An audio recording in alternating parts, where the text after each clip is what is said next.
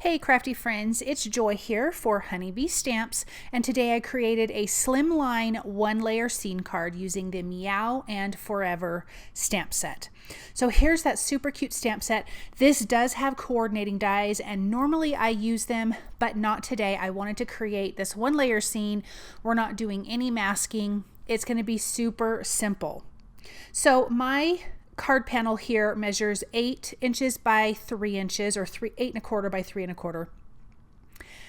No, 8 by 3, sorry. And it is a watercolor cardstock. I have it in my MISTI, and I am just going to start laying out my scene. So I am using the scene that has the bird bath and a kitty and cute little birds. Then there's another cat that is up on its hind legs. I want it to look like it's interacting with some butterflies. There's a couple butterflies in this stamp set.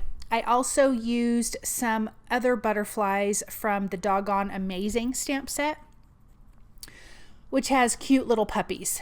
So I am just going to lay this out. I do have my sentiment. It says, "I hope your day is perfect," which is really, really cute.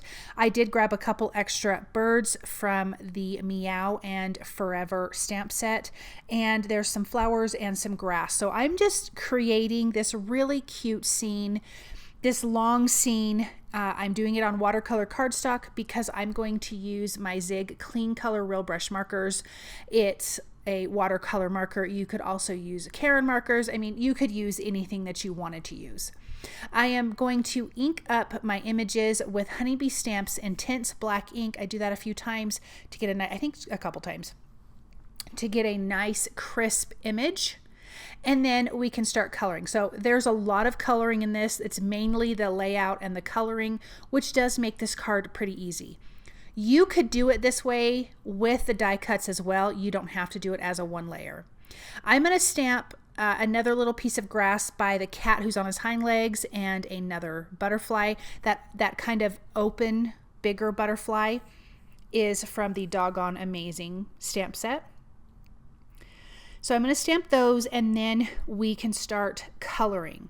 So I have violet and light violet for my butterflies. I do have some water on my work surface here, and I just have a little crafty towel that I can dab the excess water from my paintbrush off onto, because I don't want to have too much water when I'm coloring. For me, I need my brush to be wet, but I don't want a ton of water. I'd rather have less and come back than have too much. I'm using cobalt blue for the birds. I love to color bluebirds. I don't know why it's my favorite.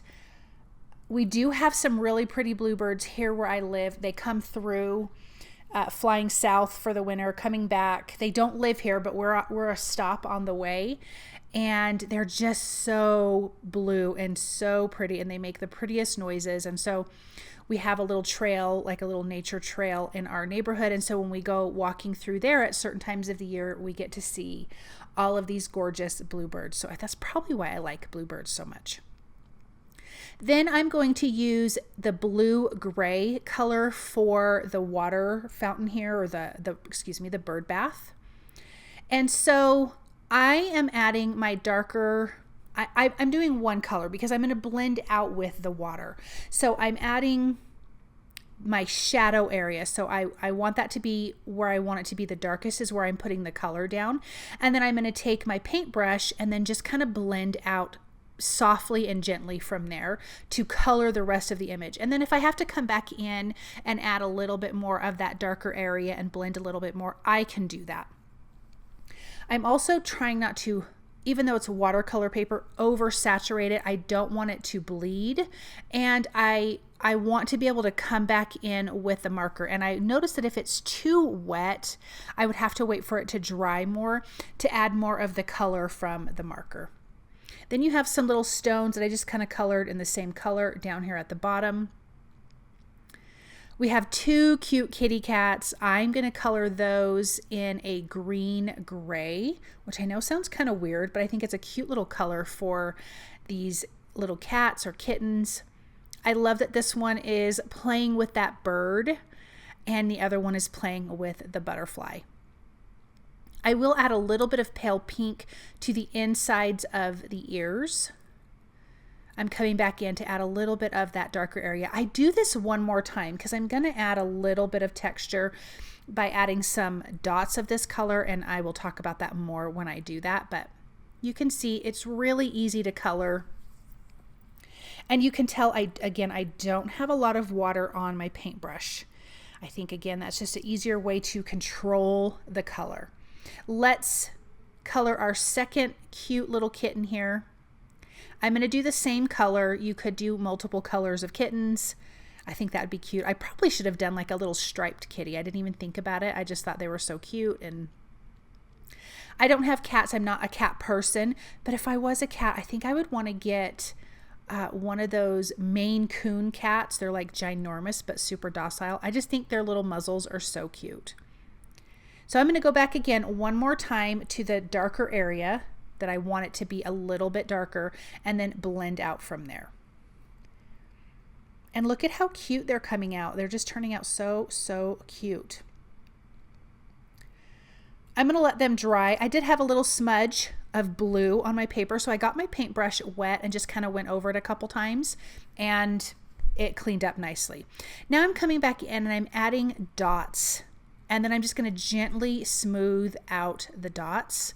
But I did the dots because it gives the look of texture a little bit on fur. I will say this technique works better with alcohol ink markers than it does with watercolor markers, but to me it still gave it a little bit of texture, which I was going for. So I'm going to do that one more time. And I did not add any more water to my brush, and I was able to blend it out, but keep some of that texture. We've got beautiful flowers that we're going to color. I'm going to do that in orange and pink with a little bit of, oh, I did not write it down. No, yes I did. Bright yellow for the centers of the flowers. And then I have two greens that I'm going to be using. No, I have one green, just regular green. Yep, regular green for my grass. We're going to create a grounding. We're going to create grass, but it's going to ground all of our little critters here, and it looks like they're playing in grass. So I'm going to do that here in just a minute. I think I forgot to write down. Nope, that is green, and then I'm using light green. Sorry guys. I'm using the regular green for the leaves there, some of that grass that we stamped, and some of the leaves on these cute little tiny flowers here. So now I'm going to come in with the light green. I'm going to try to draw a straight line. I have to fix this side over here because it's a little bit wonky, but that's okay, right? It's a handmade card. Grass is not perfectly even. I'm not overly worried about it. Then I'm going to add that light green under all of my little images, which gives a shadow and grounds those little critters better. Then I have a little bit of water on my paintbrush, and I'm just going to dip into that darker area and then blend out from there. I don't want to get rid of all of the dark, especially under all of those images that we added it to. But you can see how this is creating a fun little grass area. You can see that it's giving a shadow underneath all of the critters, and it's giving them that grounding effect. Really super easy. This is not hard. I'm trying to be careful around some of those other images so the water doesn't grab onto the colors. It does a little bit, but not a big deal. I'm going to add a little bit more to that side and straighten that side out just a little bit and blend it out a little bit more. But look at how cute this is. I am loving how this is turning out. Now you could add a little bit of blue to the sky. I honestly wasn't worried about it. I'm going to do something else which might freak you out a little bit. I'm going to splatter it with the cobalt blue. I was thinking about it while I was adding my foam adhesive to the back. This is 2mm foam adhesive. I do want this popped up from my slimline card base, which is a craft cardstock. So before I adhere that down, I was like, I think I'm going to splatter. So I'm going to splatter with cobalt blue. A little bit gets on the kittens. It is not a big deal. So I'm brushing that marker on my glass top, added a little bit of water, and then I'm just going to come in and just kind of keeping it more towards the top a little. I got a little bit on that one kitten. I'm just going to dab it off his face just so it's not so blue. But it turned out really cute and kind of gives you that blue sky effect. And I'm just loving the splatter right now, so it was way fun for me. I'm going to center this on my slimline card base, which measures 8.5 by 3.5, and then we can take a look at this card. It is completed. So cute. What a fun little scene. And especially for anyone who loves animals or cats, I mean, they're going to love this type of card.